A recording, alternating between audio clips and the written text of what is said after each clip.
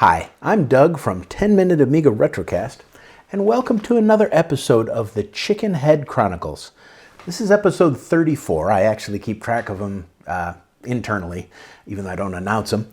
And it's been since July since I've done a ChickenHead Chronicles video, and I have no idea where the time goes. My intention is to do literally one a month, in addition to my 3 or 4 10-Minute Amiga Retrocast videos, but you see how that turns out.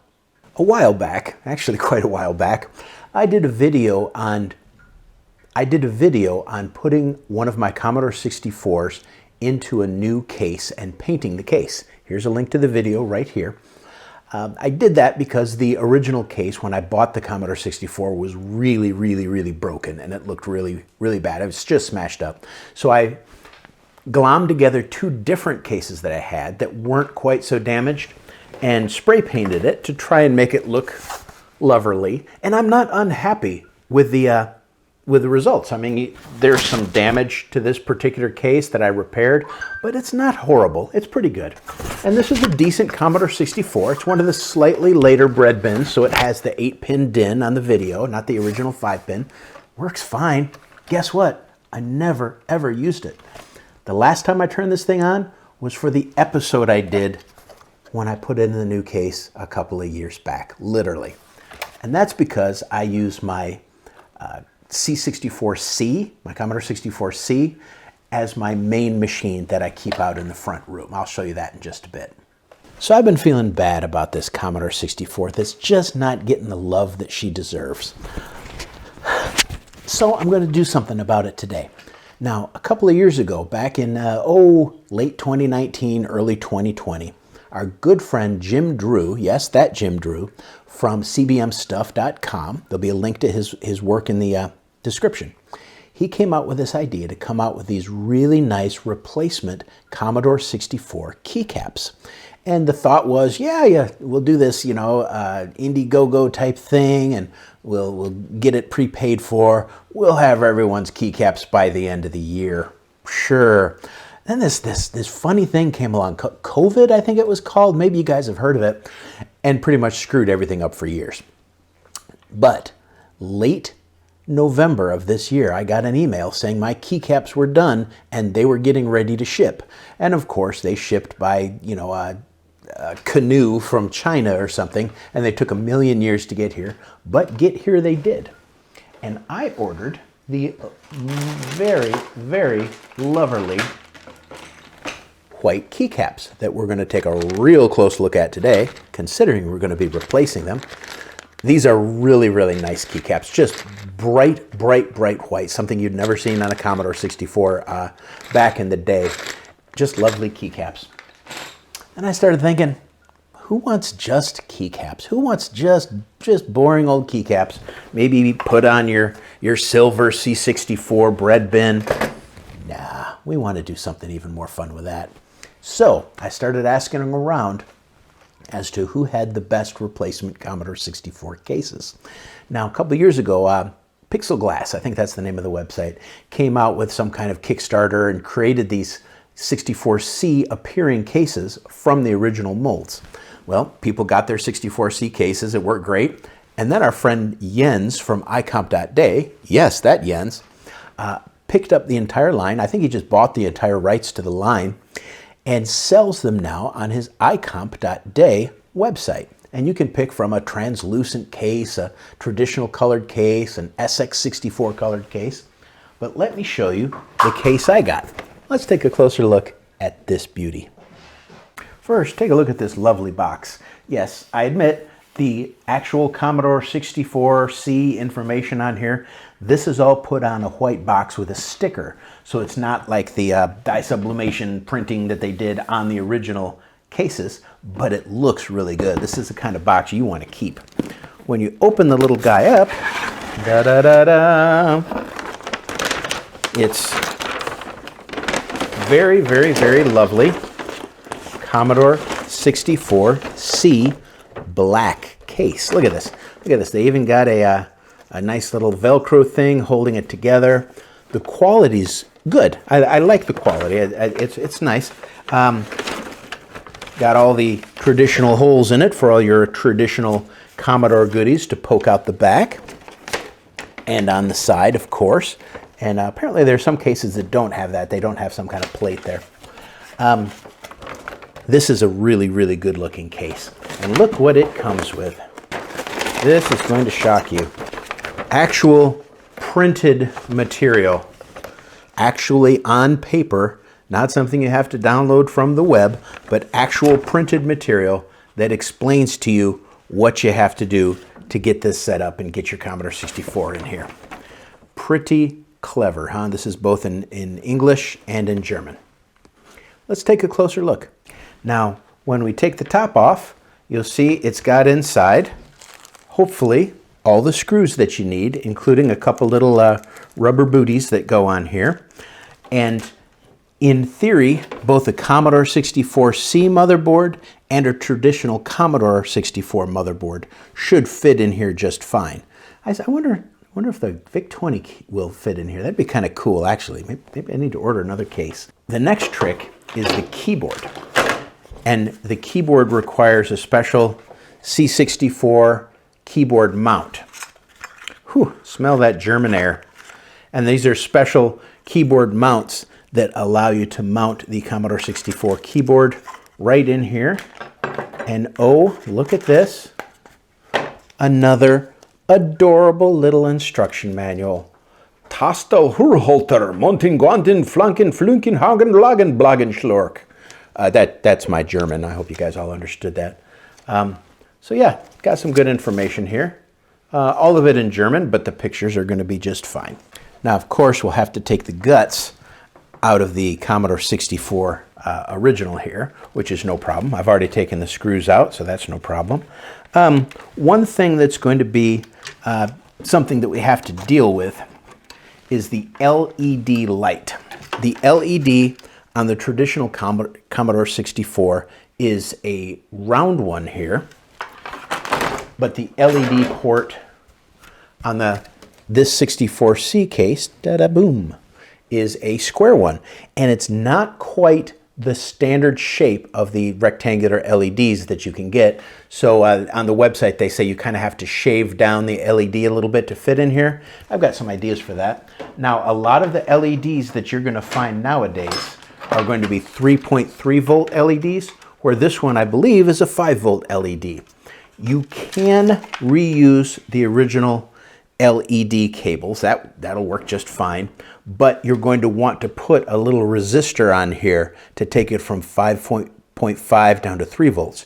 If you plug a 3.3 volt LED into 5 volts, it will work, but it will probably blaze out really quickly and it will get incredibly hot and incredibly bright, and nobody wants that.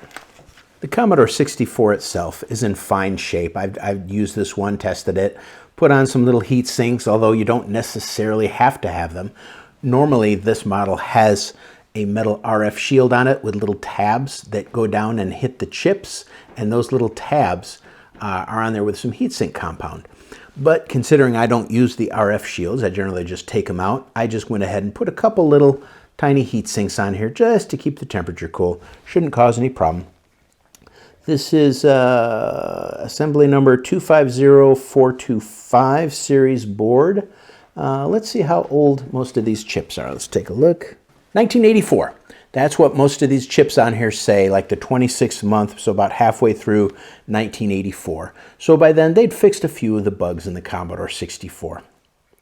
Let's go ahead. I'm going to get this out of the case, and we're going to start building our Commodore 64 in a new case. Once inside, we really just have a few screws to worry about to get this little guy open. And it's no problem at all getting a Commodore 64 motherboard out of the original case. I'm going to go ahead and do this, and then we're going to see how she fits in the new one. Because the new cases have a faceplate already on them right there, what you want to do is you want to take the existing faceplate off of your Commodore 64. There's a couple of screws that hold this into place right here and here, and then the whole thing in theory should just slide right off. We're going to get that off and get her installed. Yeah, with the 2 screws removed from here, the little plastic plate or the metal plate just slides right out. Easy peasy lemon squeezy. So now the motherboard should fit happily right into the unit. And she does. She fits right in there, and now we'll get her screwed down and proceed to the next step. Okay, snug as a bug in a rug. All of the screws, we got 1, 2, 3, 4, 5, 6, 7 screws that are supplied with the whole kit, and the motherboard is nice and snug in there. Everything lines up pretty well. I'm not unhappy with how it lines up. And in the back, everything lines up okay, including my little RF switch, which I never use. But yeah, I think we're ready to take the keyboard out of the old one and start thinking about swapping those keycaps. Let's jump into that. Now, lucky you don't have to go wacky and take all the microscopic screws out of here. We just have 8 screws on the bottom here that are going to have to be removed, and then the whole keyboard assembly will come out, and then we can start looking at getting these keycaps off.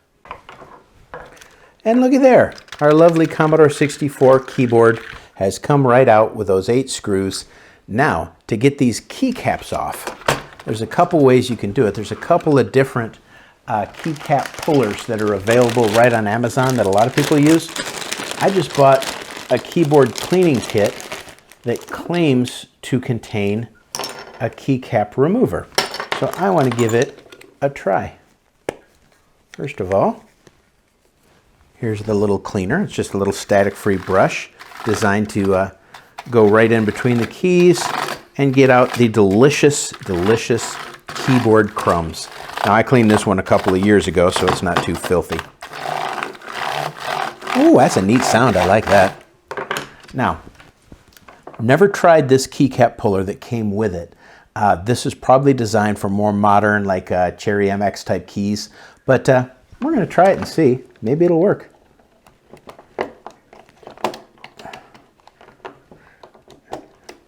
Or maybe it won't. It's supposed to just slide right over the keys and then pull right up, and it doesn't. So I'm going to have to do this the old-fashioned way. I'll be back when all my keys are gone. So what I'm doing to get these keycaps off, I'm just using a plastic tool, and I'm just putting some pressure on the front of the key and giving it a little twist at the back to kind of push it up, and the keys come off fairly easily, just like so. Now be aware, there are little springlies on every single key. These will go flying across the room, and you are guaranteed, if they fly across the room, to be missing 3 of them when you go to dig for them. Also, if you have a cat, put the cat away while you're dealing with these, because it will find the springles and it will knock them all around and you will never see them again.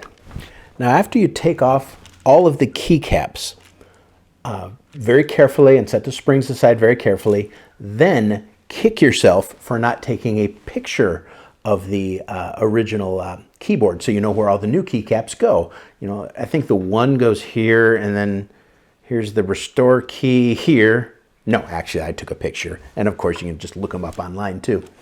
The spacebar has a little metal clippy doodle. So be careful when you remove that, and make sure that you pry it up very carefully and then unsnap the little clippy doodle from its clipifications, which are right here. Please don't break those. Be very careful. A couple more things. With the springs, the space bar has a slightly bigger spring to it. Not much at all. As a matter of fact, it's really, really similar, but it's a slightly different spring. Make sure you set that one aside so you know that goes in the space bar. The original ones would probably work fine, but you know, let's just do it right. Now, when we go to put our new keycaps on, it would behoove us, that's the word of the day, behoove, to kind of lay out the keycaps in basically the order they're going to go in, because you're going to have to do that anyways. You're either going to be hunting and pecking through a pile of keycaps going, okay, where does the Y go? Geez, where's the Y go? or you can kind of lay them out in advance, know where everything goes, and just make it slightly easier on yourself. I'm going to go ahead and try and lay these out, make sure everything's here, and then we'll start putting the keycaps on. Now, barring me sneezing or any strong breeze coming by, we should be good. All the keys are in the proper order. It's a good time to talk about the quality of the keys. They really are, they feel like they're a good, solid quality. I'm not unhappy with them. And the printing is impregnated right into the plastic. It does not appear to be like a sticker or anything. It appears to be printed right inside the plastic, which is awesome because it won't wear off, just like our original Commodore keys. And now you can see why Commodore keys are notoriously hard to duplicate, because they're all different. Like the size and the shape of the C key is totally different than the U key and the @ symbol. They're just slightly off, all of them, so they fit perfectly on the keyboard. And all of them needed to be measured and matched up and said, okay, this is the exact dimensions of the L, this is the exact dimension of the key right next to it, which is slightly different. So congratulations on that. And it's understandable why some of them may have been printed wrong. Now, mine visually look fine, but until we get it on, we won't know 100% for sure, but we're going to start putting these little guys on now. So my theory is, each one of these, I take the springle, put the springle on there, I take the key, make sure it's facing the right direction according to my photo, and pop her in place. And see, perfect, right like that. I'm going to go ahead and do that for all of these. First the springle, then the key. And I'll just keep an eye on my photo as I'm going along to make sure I don't get these wrong. I'm going to go ahead and finish this up, and I'll be right back with you. Now, as we're progressing along, I got to the shift lock key and realized that it has a little plastic boot on the bottom that needs to be removed from the original key and put into the replacement shift lock key, as the replacement shift lock key does not have the little black boot. No big deal, just be aware of it. When you remove the little boot from the shift lock here, the slot goes to the left where it says shift lock. The little slot goes to the left, so just be aware when you put it inside the new shift lock key that you're putting it in the proper direction and save yourself some headaches. A couple of things. With the function keys, you're going to see that you have two possible ways to put them in the posts, but only one post exists. They go on the one right underneath the number. They go on the right-hand one. They don't go on the left-hand one, or it won't fit in the case. They go on the right-hand one. So that's an easy little thing to determine. The second, and more sad, is, this wouldn't be a 10-minute Amiga Retrocast production without some kind of issue. The little microscopic plastic clips that this metal bar snaps into, well, they did just what you'd suspect almost 40-year-old brittle plastic that's teeny tiny would do. And as soon as they went in there, they just snapped right off. The little clip snapped right off. But I'm thinking what I can do is I'll take this metal bar out and I'll get two more springs, because I've got a spare keyboard from my original C64 from when I was a kid that's in pieces. And I'll take two springs out of there, put them in place here and in place here, and I think that will give it the bounce that it needs. I mean, now it would work just fine. It's just I'd rather have it so the keys don't tilt dramatically like that. Let's try that out. So I scavenged some springs from my original Commodore 64 that I had as a kid, and I put them here and here. And the spacebar seems to be acting pretty normal. It's not doing anything weird. Now the proof will be in the pudding. So you'll see that on the next episode of 10-Minute Amiga Pudding Cast. But we'll see if that works, but I think it will. If not, I've got another keyboard, my original one, that I'm sure I can just break that one also. Now see how I test you guys to make sure you're paying attention. Because if you were, you would have realized that the keyboard mounts go in before the motherboard does. Okay, I read the keyboard mount instructions after. I didn't read them before. So let's put those in. I've already unscrewed the motherboard, I believe. And right here, there's a little mount that this goes into. And then we take our little rubber O-ring and we put it right over there. This is probably going to make the motherboard 10 times as difficult to get in. There it goes. Bloop, little rubber O-ring there. Then on the other side, we do something similar. But we do that one after the motherboard's in. So we put the motherboard in, then we put it in the right side. So let me get the motherboard back in, then we'll show you what you do there. The left keyboard mount goes underneath the motherboard. It does not screw into place. It just rests there. But it's nice and solid once you get the motherboard in. No problem putting the motherboard in with that there. The one on the right goes above the joystick port here. All right. And it rests on this side. It's got a little rest there. This, the screw hole for mine, there's a screw hole in the case, but there was no screw hole in the shielding below it. So if you can't push it through like I did, I just used the threaded screws and it just went right through the metal. But if you don't do that, you can just use a little tiny drill and just drill a little hole to get into get through the material in the bottom. Then we just put all of our other little screws back in, and we're ready to put the keyboard in. So far, so good. Not 100% pleased with my spacebar, but the keys are absolutely awesome so far. Now, one little thing with my specific one, this cable is incredibly tight. It barely stretches over to here and allows you to screw the holes here and screw the holes there with a special Allen wrench. All right. Now, underneath here, right about under here, there's this ferrite bead that this cable is wrapped through. I suppose in theory, if one were careful, you could take it out of the ferrite bead, but that wouldn't be any good. What I'm going to do is I'm going to break this little twist tie here to try and just ease up some of the tension and release some of the strain on it. I don't want it to bend my pins. I mean, it's okay. I don't think it's going to be a problem, but better safe than sorry. Well, I have to say, she looks pretty darn snazzy all put together. Look at that. Look at that. The black with the white keys, that really, really pops, doesn't it? I am quite impressed with that. Let's take a look at the back side first. Ports look fine. Back looks just fine. Here's our cartridge port, RF, video and serial, data set. Everything looks good.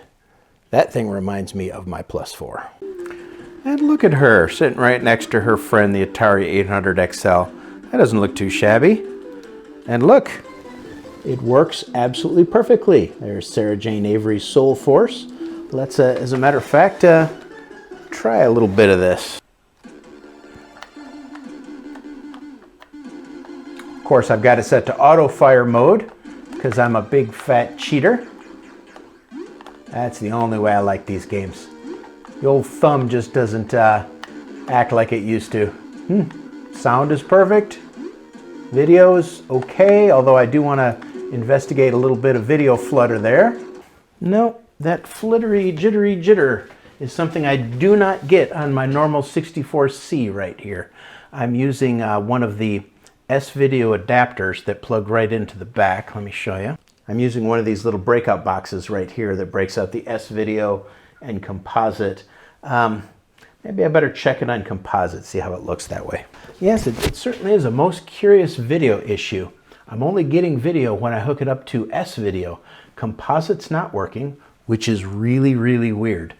But I'll pop it open and figure that out here. But I just want to take a look at the keyboard. A, B, C, D, E, F, G, H, I, J, K, L, M, N, O, P, Q, R, S, T, U, V, W, X, Y, Z. Nope, I've got to do something with this space bar. I've got to fix that. But the other keys seem to work okay.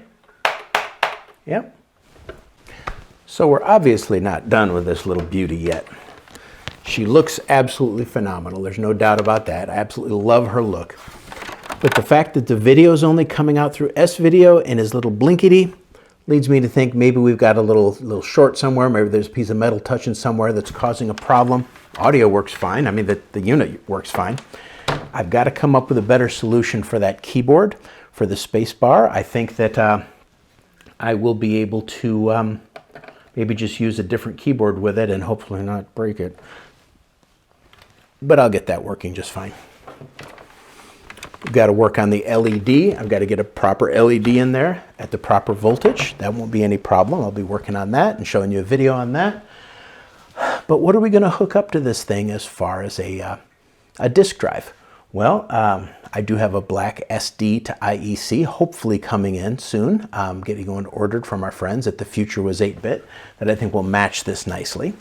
But I want a real drive with it too. But you know, let's be honest here. That's not a very good match. This 1541 color, oops, is not a very good match for this classy new one. So what's old Dougie gonna do? Well, he's got a can of satin finish black spray paint. Now, before you freak out about me destroying a 1541 with black spray paint, 1541s are literally a dime a dozen over here in the United States. I mean, I've got probably, I think I counted 8 or 9 of them that are all in various states of working. Most of them work just fine. This one was a gift from my friend David Ziegler when I was up visiting him a few months ago. And I specifically said, I don't want them. I have plenty of them. And he said, you're taking them, Doug. I have too many. So cleaned it all up, works perfect. We're going to paint it black and see if we can get it to match that case just loverly. I've got some other ideas for it too. Huge thanks to my patrons. You guys are great and help me afford all these goodies. Here they are displayed over a Commodore 64 image celebrating the 2023 Chinese New Year, which is today, January 22nd. So Happy New Year to all of my Chinese friends. I would try to say it in Chinese, but I always butcher it. I have it, it's in my head, but it's just not coming out my mouth. Thank you very much, everybody. I appreciate it. Thanks for joining me today. I really like this new case. I really like these new keycaps. The case, again, is from Jens at icomp.day. The keys are from our friend Jim Drew at cbmstuff.com. Definitely worthwhile, in my opinion. I'll get the other little things fixed and tell you what I did to fix those. Follow me on Twitter, Mastodon, Instagram, Facebook. I love to chat with you there. Tell me what you guys are doing for your Commodore 64 cases and keycaps. I'd love to hear from you. But until next time, this is Doug from 10 Minute Amiga Retrocast, signing out.